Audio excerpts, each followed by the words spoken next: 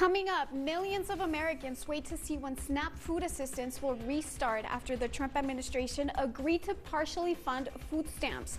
We have those details. Then, criminal cartels are once again offering money incentives to people who shoot at Border Patrol agents at the southern border. How federal authorities are responding. And it's November, so does that mean we'll finally start cooling down, Robert? Paulina, you don't like the 80s? Yes, that is a bit above normal, but we do have a cold front on the way this weekend. I'll have your full forecast. We're live on KTSM 9+, and your news starts right now.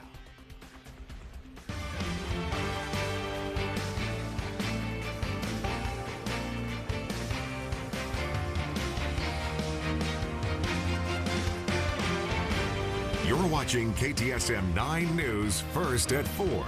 Starts right now. Good afternoon, and thank you for choosing KTSM 9+, your digital newscast. I'm Paulina Spencer in for Monica Cortez today. New details after an El Paso lawyer was arrested in connection with human trafficking investigation. Today, court documents reveal that he reportedly paid money to have sexual relations with a victim. DPS says 9 people were arrested on several charges, including prostitution, possession of a controlled substance, and engaging in organized criminal activity.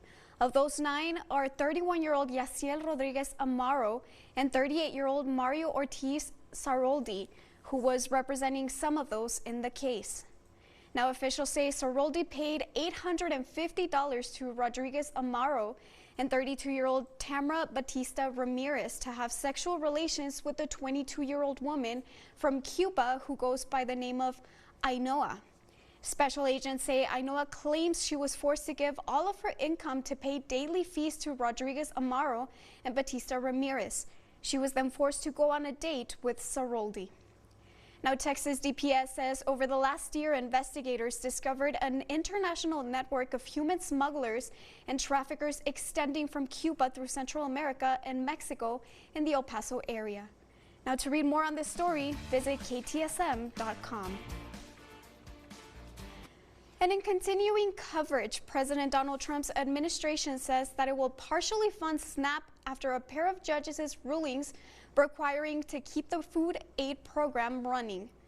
As we've been reporting, the U.S. Department of Agriculture had planned to freeze payments to the Supplemental Nutrition Assistance Program starting November 1st because it said it could no longer keep funding it due to the government shutdown.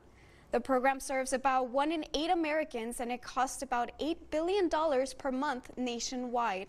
Now, it's not clear how much beneficiaries will receive, nor how quickly they'll see that money show up on their debit cards. Now, the ongoing government shutdown is impacting air travel heading into the holiday season. In today's Political Minute, News Nation's Blake Berman breaks down what's happening and what to expect moving forward. Turbulence on the tarmacs as the shutdown drags on. I'm Blake Berman, host of The Hill on News Nation. The Federal Aviation Administration reporting that roughly 13,000 air traffic controllers are going unpaid due to the government shutdown, which is now in its second month. A surge of controllers calling out sick is now straining airports. On Friday, the FAA said that nearly half of all major facilities were experiencing staffing shortages. From Friday through Sunday, FlightAware reports there were nearly 1,000 canceled flights and more than 16,000 delays in total across the country. The Transportation Secretary Sean Duffy says the travel troubles are likely to continue and could get worse if the government doesn't reopen soon. Airlines are seeing long-term effects as well. Just last week, the CEO of United Airlines told reporters that fewer people are booking flights during the shutdown. I'm Blake Berman, and this is the News Nation Political Minute. And speaking of those long wait times, this was the case at Bush Airport in Houston this morning amid the ongoing shutdown, which has reportedly, as we just heard, caused staff shortages at the TSA, leading to flight delays. Now, this video shows the madness at the airport this morning. As you just heard, federal workers, including air traffic controllers, are set to miss additional paychecks if the shutdown continues. So far, there have been few talks between the parties over how to end the shutdown. Now, taking a break from our headlines, let's take you outside using our tower camera. It is 4:04. It looks beautiful out there. A tad too warm for my liking, especially because it's November. But other than that, looks beautiful, right, Robert? Paulina, what kind of crazy talk is that? It's November, it should be cool? Yes, in my heart, in my mind. Well, and also in the 30-year scientific average, you're right, too. So we'll see if we can get there this weekend because it's going to be a very warm work week ahead. 46 was the low temperature at the airport this morning, 50 for Juarez, 40 for Las Cruces, 39 Deming and Alamogordo. So at least that was sort of close to normal. Here are the high temperatures so far today, very much above normal. 75 is normal this time of year for El Paso, and we've been at 81. 83 for Juarez, 80 for Las Cruces, 79 Alamogordo, 75 in Ruidoso so far today.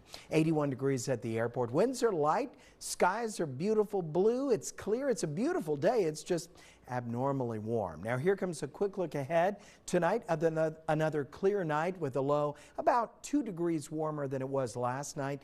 84 the high temperature as the temperatures go up a bit, back down to 82 and then a little windy on Thursday.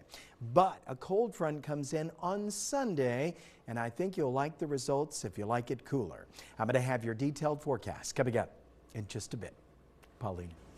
Thank you, Robert. Now let's take a look at traffic. This is US 52, I believe. US 62 in Paisano and Alameda. It looks pretty nice out there. I'm not exactly sure what side of town this is, but it looks pretty calm. That roundabout looks pretty smooth. And that's all we have for right now. We'll check in later. Now, first at 4, criminal cartels are offering payments of $10,000 to shooters who fire at U.S. Border Patrol agents at the southern border. Now, that's according to a report by News Nation based on internal communication by federal authorities. According to an alert sent to the Border Patrol Rio Grande Valley sector, threats have been made to Border Patrol agents and money is being offered to people who shoot at them. The threat is believed to have started in Sonora, Mexico. Now, this isn't the first time that criminal cartels have allegedly offered financial incentives to harm U.S. federal authorities, and agents are urged to remain aware of their surroundings. Now to an update. We now know the name of the man that was arrested in a shooting that left another man dead in East El Paso. He's been identified as 21-year-old Javain Antonio Porter. Now, according to the investigation, an argument occurred between Porter and a woman outside La Estancia apartment complex on Viscount. The woman left the apartment but later returned with the victim, 36-year-old Miguel Garcia. Porter allegedly shot Garcia and then fled the scene. He was later arrested and booked into the El Paso County Detention Facility and charged with murder. And meanwhile, police are asking for your help finding a robber who beat and robbed a man at gunpoint last month in South Central El Paso. Now, here's what we know so far. According to police, on October 2nd, a man was outside a home on Pera Avenue with his family. Suddenly, an armed man walked through the driveway pointing a handgun at the victim. The suspect demanded that the victim give him everything and struck the man on the head with the gun. The man that fled with 2 necklaces that the victim was wearing. Now, anyone with information on this violent robbery is asked to call Crime Stoppers of El Paso at the number you see right there on your screen. El Paso County Judge Ricardo Samaniego is scheduled to give his annual State of the County address this week. Coming up, we go over your thoughts in today's In the Comments segment. Thanks for watching KTSM 9 Plus, always putting local first.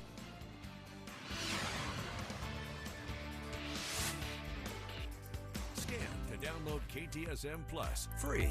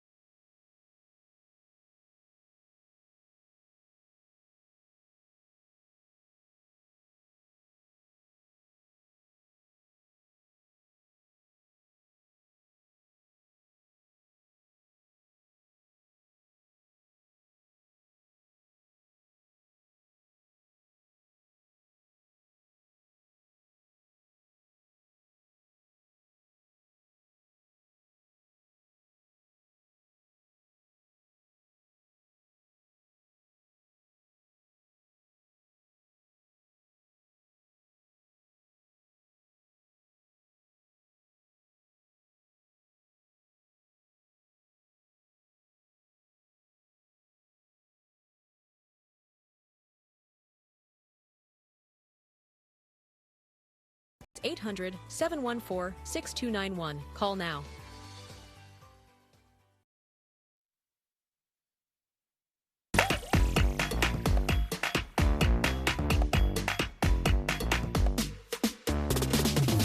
Welcome back. In today's In the Comments segment, El Paso County Judge Ricardo Samaniego is scheduled to give his annual State of the County address this week. The event will be on Thursday, November 6th at the El Paso County Coliseum on East Paisano Drive. The annual address will highlight major accomplishments, key initiatives, and future priorities impacting the County of El Paso. Entertainment begins at 5 p.m. and the program begins at 5:45, and the El Paso Chamber is putting on the event. We shared this story to our social media pages, and a lot of you had some thoughts you wanted to share with us. We begin with Gabriel Valle, who writes, "Nothing but more taxes for us and a hefty pay raise for them."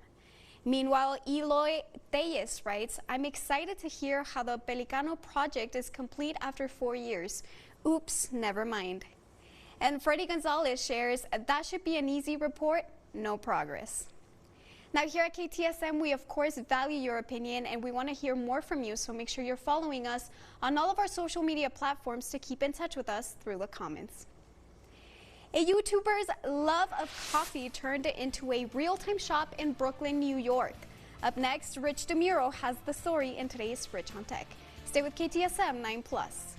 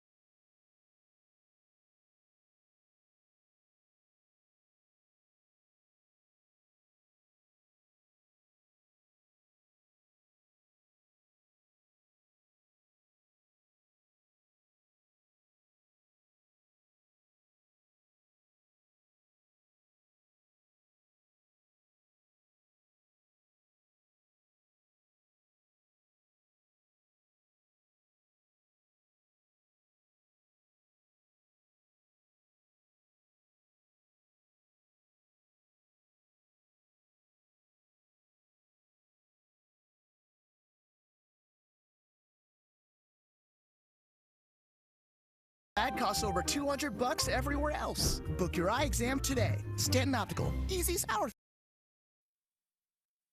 Your local weather authority, Robert Bettis, the Borderland's only certified broadcast meteorologist.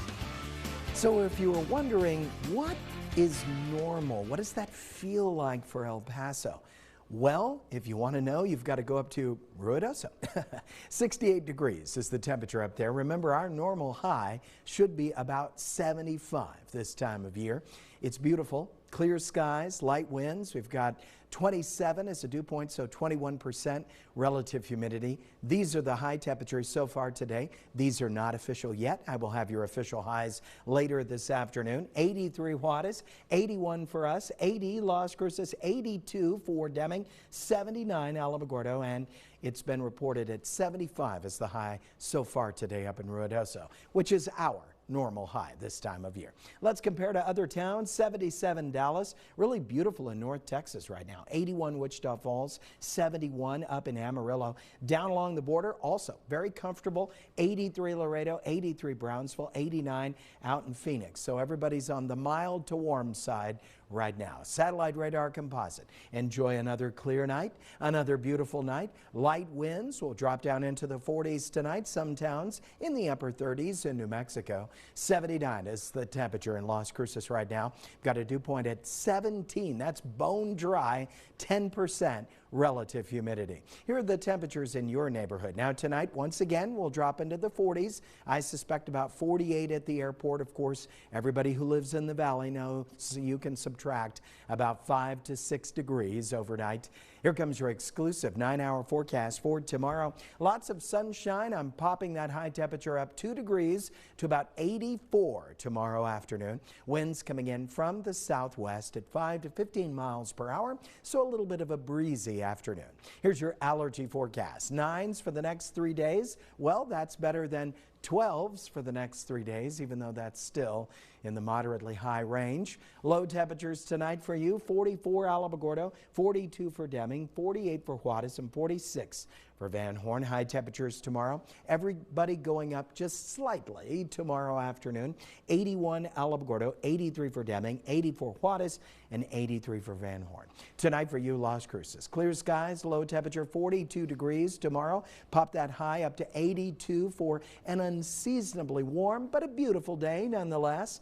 Tonight for us at the airport, 48 our low temperature in the valley, down to 42 overnight tonight. And then tomorrow, 84 with those warm breezes from the southwest. Now coming up, I'm going to have your exclusive 9-day forecast this weekend. Everything changes with a cold front. You stay with KTSM 9 News.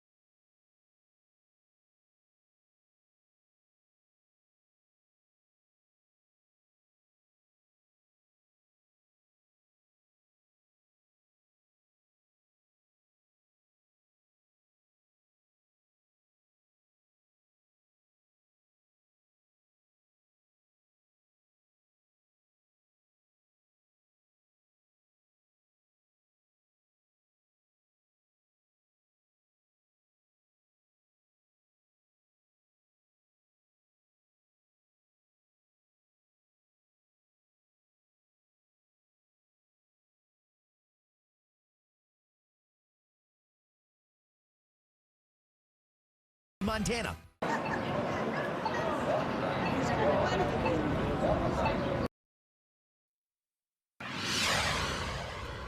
Welcome back. We're back with news across New Mexico. The pets were all dressed up celebrating this weekend as Albuquerque Animal Welfare hosted their annual Holiday Pet Parade and Costume Contest.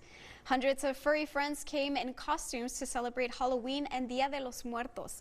The parade started at the Albuquerque Rail Trail, and event organizers said they wanted to help showcase the new trail to the community. Take a listen.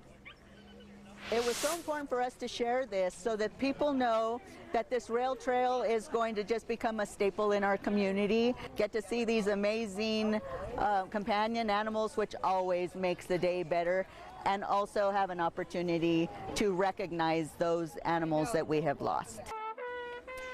Now, a local mariachi group led the parade where participants could shop local vendors, listen to live music, or even take a picture with the Isotopes mascot, Orbit. Turning our attention to tech news, a YouTuber turned his love of coffee into a side business. Rich DeMuro explains just how in today's Rich on Tech. We are at Coffee Check in Greenpoint, Brooklyn. This is my coffee shop. YouTuber David Kogan turned his love of coffee into a full-time business. Roasting is very much trial and error. Kogan reviews tech on his channel, The Unlocker, with nearly 800,000 subscribers. What started on a whim, Coffee. Check. became something fans expected. Coffee. Check. There was a couple of videos where I didn't do that, and people got mad at me. Now it's the name of his Brooklyn coffee shop. It's a lot of things that YouTube isn't. The space is warm and inviting, with fast Wi-Fi, lots of power outlets, and no USB-A ports. I have here actually USB-C ports that are 65 watt, so you can charge your laptop off of them. What you won't find? Endless screens looping his YouTube videos. I kind of didn't want the people in the coffee shop to know about YouTube. Behind the scenes, there's a creator space, a living room, a full kitchen to shoot content, We're in New York City, and like none of our kitchens look like this. and a podcast studio. As soon as you sit in this room and you hear yourself on the mic, every person, including myself, you're just like, oh, I have so many things to say. So, how's the coffee? Coffee, check. That is good. I am a coffee connoisseur. I've been to every coffee shop in Greenpoint many times for many years, and it is actually the best coffee here. Friend and fellow content creator David Amell. Sitting in the same space, working on the same projects, I think is really useful in 2025. Coffee Check is celebrating 1 year in business, and the YouTube channel continues to thrive. Advice he gives for YouTube now applies to the coffee shop, too. Trying to dial into something that you're passionate about, that is a small enough niche that you know enough about, and can just say it in a different way than somebody else. And that's a good way to at least like start. In Brooklyn, I'm Rich DeMuro. That's Rich on Tech.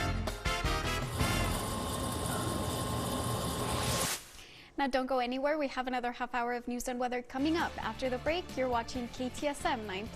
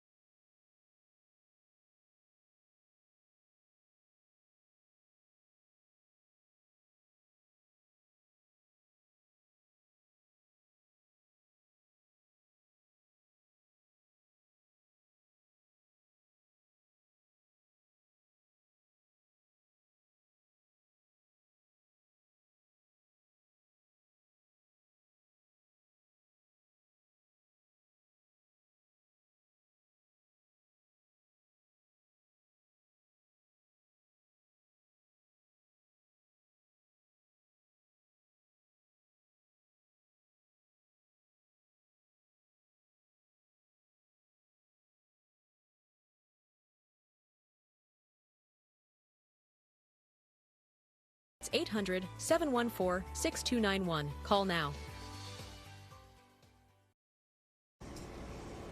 Welcome back to KTSM 9 Plus, your digital newscast. I'm Paulina Spencer. We have the latest from our Austin newsroom. Tomorrow is Election Day, and every voter will decide on the same 17 constitutional amendments.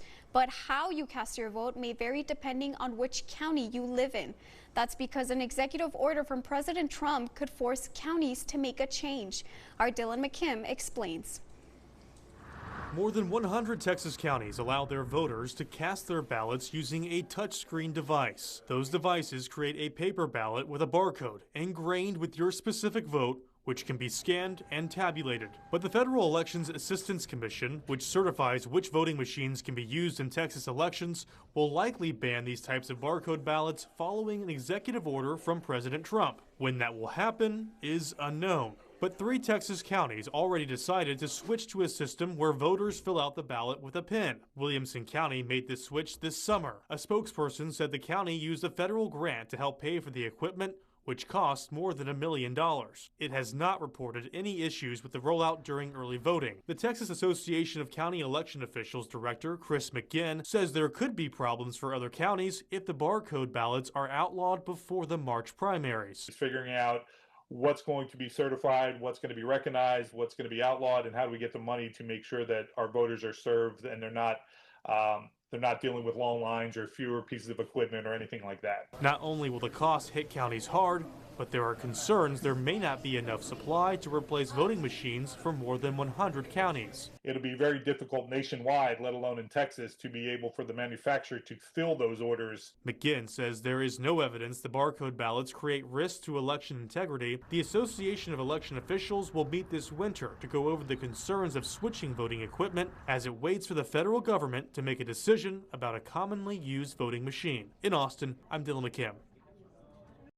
The voting machines at risk of being outlawed could still be used for voters with disabilities. That's according to the executive order. Now, back at home, we now know the name of the man that was arrested in a shooting that left another man dead in East El Paso. He's been identified as 21-year-old Javayan Antonio Porter. According to the investigation, an argument occurred between Porter and a woman outside La Estancia apartment complex on Viscount. The woman left the apartment but later returned with the victim, 36-year-old Miguel Garcia. Porter allegedly shot Garcia and fled the scene. He was later arrested and booked into the El Paso County Detention Facility and charged with murder. Meanwhile, police are asking for your help finding a robber who beat and robbed a man at gunpoint last month in South Central El Paso. Here's what we know so far. According to police, on October 2nd, a man was outside a home on Pera Avenue with his family. Suddenly, an armed man walked through the driveway pointing a handgun at the victim. The suspect demanded that the victim give him everything and struck the man on the back of the head with the gun. The man fled with 2 necklaces that the victim was wearing. Now, anyone with information on this violent robbery is asked to call Crime Stoppers of El Paso at the number you see right there on your screen.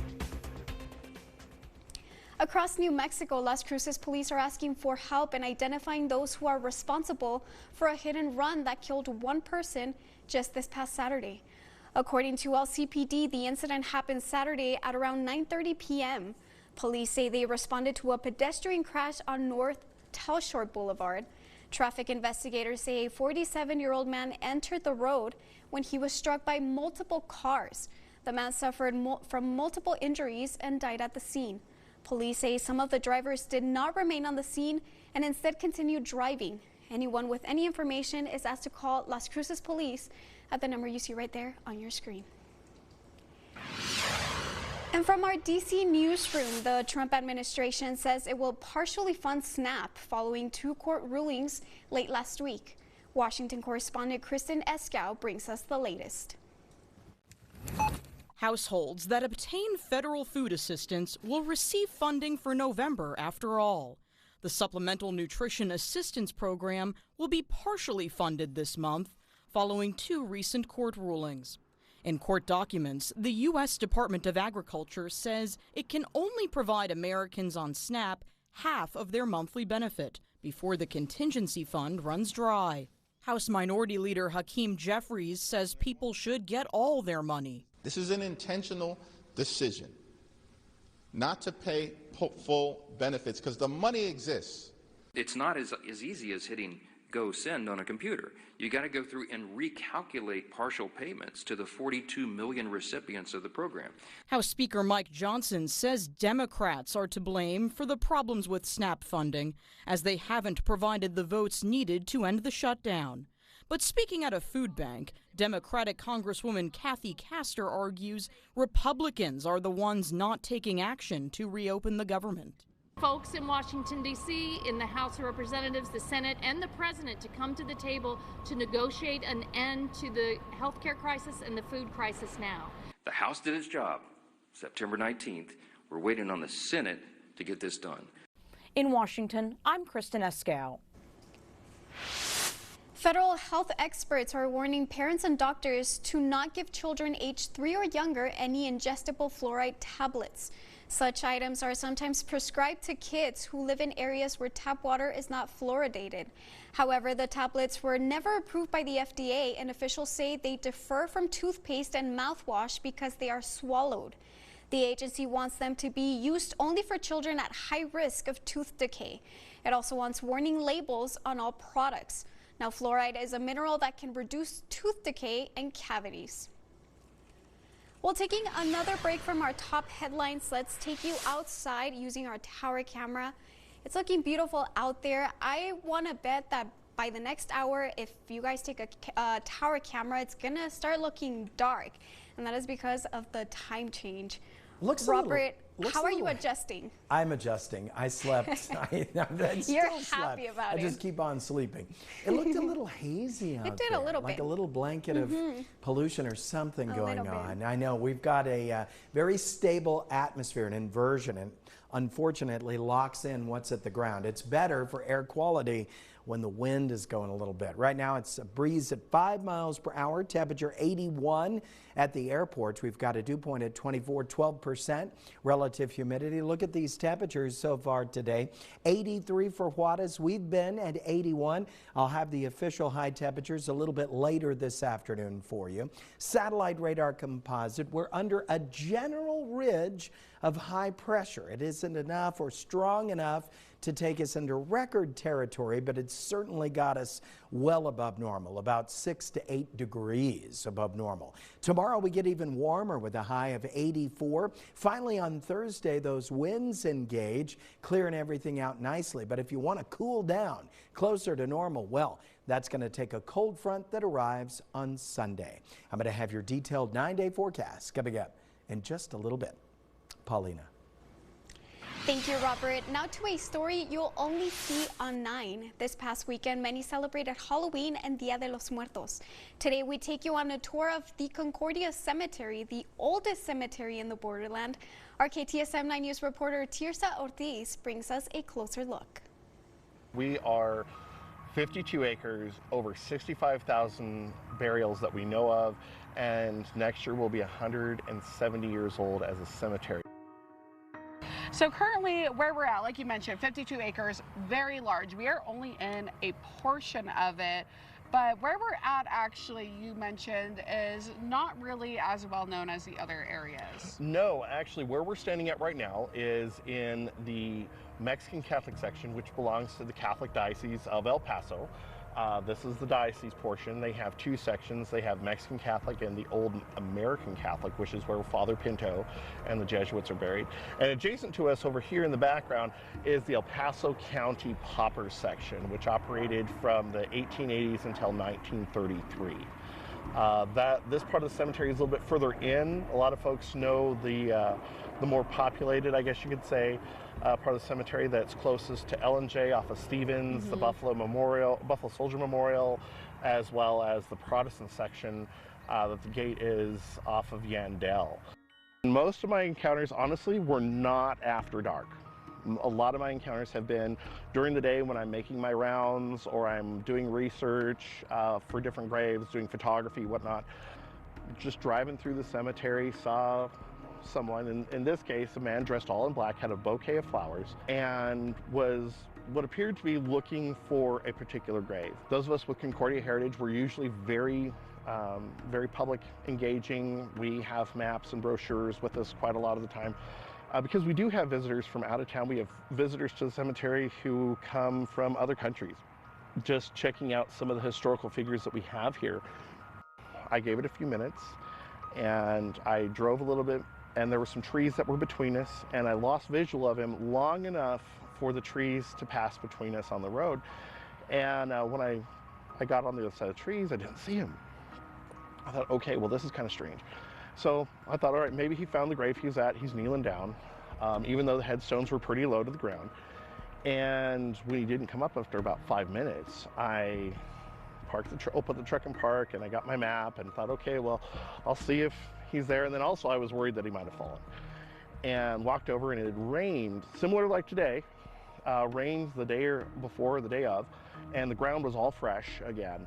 And the only footprints in the sand were mine. There was no evidence of anyone being anywhere near there, and it wasn't like it was a grave off the side of the road. It was in the middle of a section. It didn't creep me out. For me, this is kind of like day-to-day stuff. A couple weeks later, I was talking with our chief of security and a meeting about something else, and it just came up, and he asked, he's like, was he with his wife? I said, what do you mean? He's like, I've seen that guy before, but he's often accompanied by his wife, a woman. And then he told me the story about the graves that they're at. Apparently there was a traffic accident decades ago, shortly after they were married, and this couple died. And so now the story is that they come back. And I immediately left his office and came straight here, after the business meeting, to verify it. And yes, it is a grave of a couple who died within days of each other. Now, thanks to our Tirsa Ortiz and our photojournalist Tony Piña. This is just a small look into the cemetery. They've actually worked on a 30-minute special, and you can catch it on KTSM 9 Plus. That's our free streaming app. So make sure you download it to get the full Fright experience. Now coming up, the UTEP 2005 football team is making its return to the Borderland this weekend, and we get to hear what you had to say in today's In the Comments segment. Thanks for watching KTSM 9 Plus, always putting local first. Scan to download KTSM Plus free.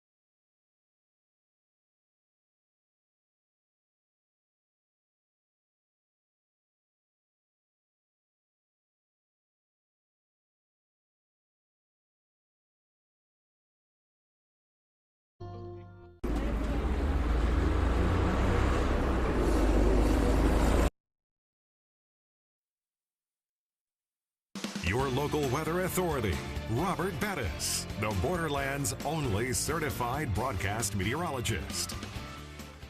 Welcome back. Today marks National Sandwich Day, and many restaurants across the Borderland are having deals and giving away freebies to help you save some cash. McAllister's Deli is having buy one get one free sandwiches all week for their rewards members. Popeye's rewards members can get a free chicken sandwich with any purchase, and Jersey Mike's is offering free delivery all day through their app. I think that sounds like dinner. Oh my gosh, you know what? I did not know it was National Sandwich Day when I made myself a sandwich. You were already celebrating. I was already celebrating. Can you guess what kind of sandwich I made today? It was a little early, around 10:30. I was hungry. Was it like an egg sandwich? Oh, what? Was it an egg sandwich if it was early? No? Eggs. Peanut butter and jelly. Oh, a classic. A classic. A go-to. I crave peanut butter, literally crave it. All right, let's see outside right now. We've got a little haze out there because we're so stable and we've got almost 0 wind. So that'll do that. Here's your 9-hour forecast for tomorrow. Another beautiful day. Sunshine way above normal. In fact, I'm raising the high temperature tomorrow to 84 degrees. So expect the southwest breezes to be a little bit stronger. So maybe those breezes will help a bit with the haze. 5 to 15 miles per hour. A little breezy at times on the eastern slopes. Here are the unofficial high temperatures today. 82 at the Pass, 81 Van Horn, 61 Cloudcroft, 80 for you Las Cruces, and we've been at 81 degrees so far today. Very mild across Oklahoma, North Texas, 71 Amarillo, only 77 Dallas, 78 in Austin. Really beautiful across Hill Country. 76 so far for San Antonio. That sounds good. 79 up in Albuquerque, 89 Phoenix so far today. 77 degrees in Las Cruces right now. Winds coming in from the south at about 5 miles per hour. Of course, we're bone dry, very stable, a general ridge of high pressure. That's what's keeping these high temperatures way above normal. Remember, normal for El Paso this time of year is 75 degrees. Here are the temperatures in your neighborhood right now. Now tonight, another clear night. Beautiful night, light winds, starry skies. Expect the low to drop down to about 48 at the airport. A little cooler, 42 down in the valley. Your allergy forecast, 9s for the next 3 days, so that's moderately high there. Of course, the pollutants don't help. 42 low temperature tonight in Las Cruces. A chilly night tonight, a little warmer than last night. Your low was 40 last night. 82 the high for tomorrow with lots of sunshine, so we'll raise that a couple of degrees. 48 our low at the International Airport tonight. A little cooler down in the valley, going down to about 42. And then tomorrow, sunshine, 84 degrees, southwesterly breezes. Now, only KTSM gives you 9 full days of weather. On Wednesday, the winds pull back a little bit. A perfect day will go down to about 82 degrees. Will stay very mild that night. On Thursday, winds come in from the west-southwest, 10 to about 30 miles per hour, so we'll call that windy, especially on the eastern slopes of the mountains. Then we'll see cooler breezes come in on Friday. This will be a gorgeous day, 79 with sunshine, 80 and a little breezy at times on Saturday. And then hang on Westsiders. Winds will be stronger for you as we readjust with a cold front. We're going to drop to 67 that day with lots of sunshine.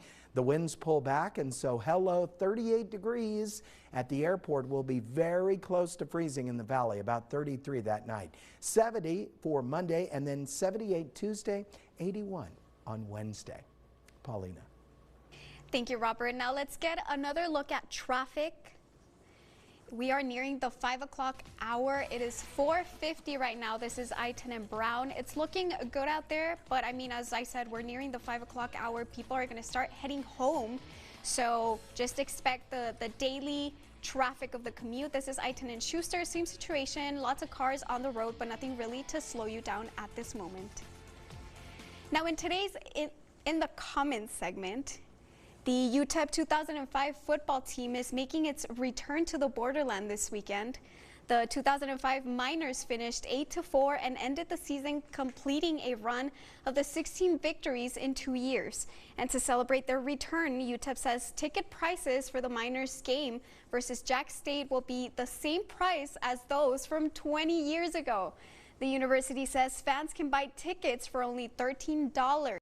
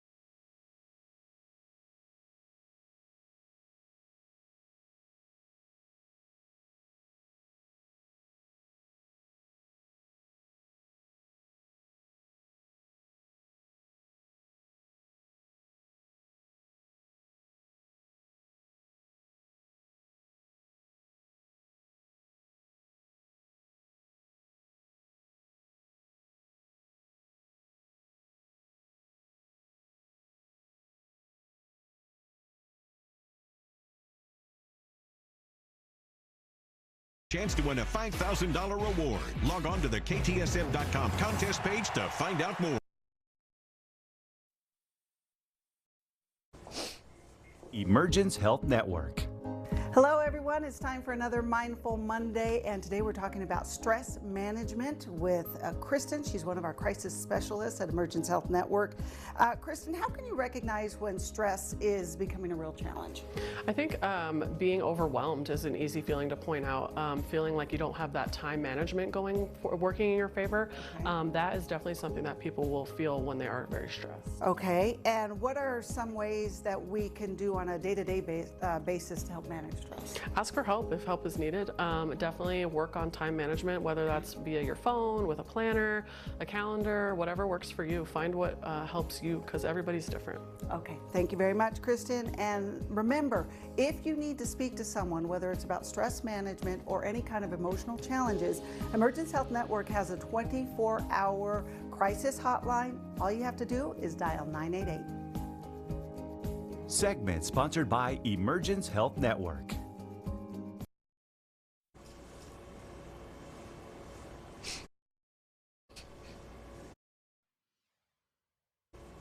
Okay, let's look at the forecast. Now tomorrow we're going to get even warmer with a high temperature of 84 degrees. Winds will be breezy in the afternoon, up to about 15 miles per hour. 82 on Wednesday.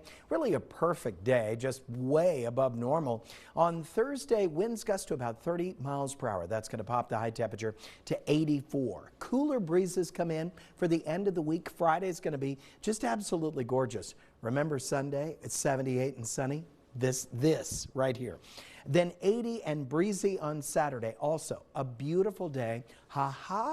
Reminding us that we're in fall and November. A cold front comes in Sunday. West Siders get the strongest gusts. High temperature 67 degrees. When those winds die down that night, we'll stop at 38 at the airport, about 33 in the valley. Cold morning, 70 on Monday, 78 Tuesday, and 81 on Wednesday. So your dream peanut butter and jelly sandwich, Paulina. I Crunchy? think it has to be crunchy peanut butter. Yes. It also, I Type of like jelly? grape jelly. Oh, but we did mention fig preserves. Love that. Mango jalapeno? Maybe. I'll try anything. I don't ever want to talk about this again. So hungry. Oh, Thank you. Gosh. Well, you can make another one Oh, in just I will. a few minutes. Tomorrow. Yeah. All I right. will. Thank For you, lunch. Robert. Thank you. Now, KTSM's Weatherfest is just days away, and today we're getting a sneak peek at another science project that will be presented at the weekend event. Students at MacArthur have been working together over the last few weeks, putting the finishing touches on their Weatherfest project. We got a chance to speak to one of the students about what we can expect to see. We're trying to come up with the barometer and how it can predict rain before the rain comes so we can get prepared for it. I decided to use Weatherfest because it was just new and I heard weather and I just wanted to do it because I thought it would be interesting. Now we look forward to seeing everyone's project this weekend. The KTSM Weatherfest and the More You Know Expo is happening Saturday, November 8th at the Alley Shops at El Paso. The event starts at 10 a.m. It's free and open to everyone. Now, thank you for watching KTSM 9+. I'm Paulina Spencer. 9 News Now with Estela Casas is up next. Hair and wardrobe provided by